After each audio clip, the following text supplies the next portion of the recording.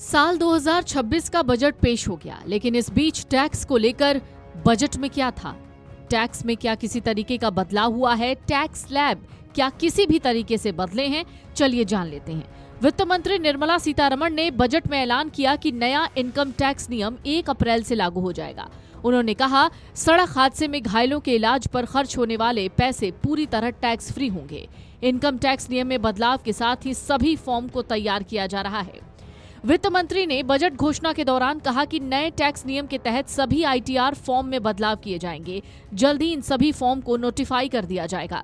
1 अप्रैल से नया income tax bill लागू कर दिया जाएगा और इसके साथ ही सड़क हादसे में घायलों के इलाज पर खर्च रकम को भी टैक्स फ्री कर दिया जाएगा। इनकम टैक्स स्लैब में वित्त मंत्री ने कोई भी बदलाव नहीं किया है। इसके अलावा income tax act IT act 2025 1 अप्रैल से लागू हो जाएगा। वित्त मंत्री निर्मला सीतारमण ने इसका ऐलान बजट भाषण के दौरान किया। आईटीआर टाइमलाइन आईटीआर 1 और आईटीआर 2 को फाइल करने की डेडलाइन 31 जुलाई तक रहेगी। रिवाइज रिटर्न अब 31 मार्च तक रिवाइज रिटर्न फाइल किया जा सकेगा। इसके लिए थोड़ा सा शुल्क देना होगा। गलत जानकारी देने पर पेनाल्टी लगेगी। पेनाल्टी को बढ़ाकर टैक्स की रकम का 100% कर दिया गया है। विदेशी संपत्तियों के खुलासे की योजना को भी इसमें शामिल किया गया है, जिसमें छोटे टैक्स पेयर्स 6 महीने तक विदेशी संपत्तियों का खुलासा कर सकते हैं। अब अचल संपत्तियों का खुलासा न करने पर जुर्माना लगेगा। ओवरसीज टूर पैकेज पर लगने वाले टीसीएस को घटाकर 2% कर दिया गया है। पहले ये 5 से 20% था।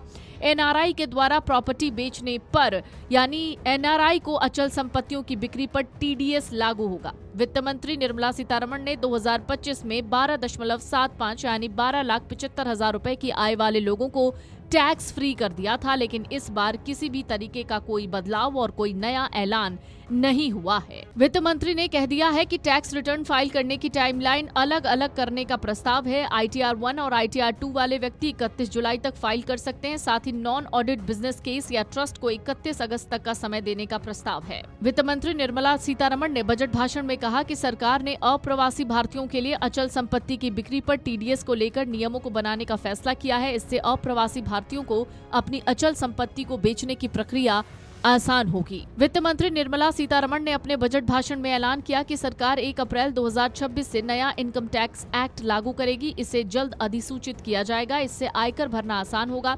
इसके फॉर्म आसान होंगे। अघोषित आय 1 करोड़ रुपए करने का प्रावधान किया गया है। आयकर की गणना के लिए आमदनी के सभी स्रोत से होने वाली आय को लिया जाता है। इसमें वेतन, प्रॉपर्टी, किराया, होम लोन इंटरेस्ट, शेयर, अचल संपत्ति की खरीद बिक्री से होने वाली आय शामिल है। इन सभी स्रोतों से होने वाली आय को मिलाकर आयकर तय होता है। जो नया टैक्स रिजीम है उसे एक बार फिर से समझिएगा। 3 लाख तक की आमदनी पर बिल्कुल कोई टैक्स नहीं लगता। 3 से 7 लाख के बीच की आमदनी पर 5% टैक्स का प्रावधान है।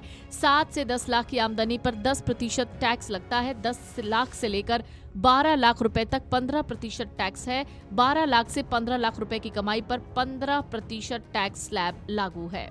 वित्त मंत्री ने विदेशी लेन देन करने वालों को बड़ी राहत देते हुए विदेशी टूर पैकेज, पढ़ाई और इलाज के लिए भेजे जाने वाले पैसे पर टीसीएस की दर को घटाकर सीधा 2% कर दिया है। पहले ये दर 5% से 20% के बीच हुआ करती थी, जिससे लोगों का काफी पैसा टैक्स के रूप में फंस जाता था। वित्त मंत्री ने साफ कह दिया है, 60 साल पुराने 1961 के कानून की जगह अब आयकर अधिनियम 2025 पूरी तरीके से 1 अप्रैल 2026 से प्रभावी हो जाएंगे। इस नए कानून में जटिल कानूनी भाषा को हटाकर इसे बहुत सरल बनाया गया है और धाराओं की संख्या 800 से घटाकर 536 कर दी गई है। Video desk amarujala.com।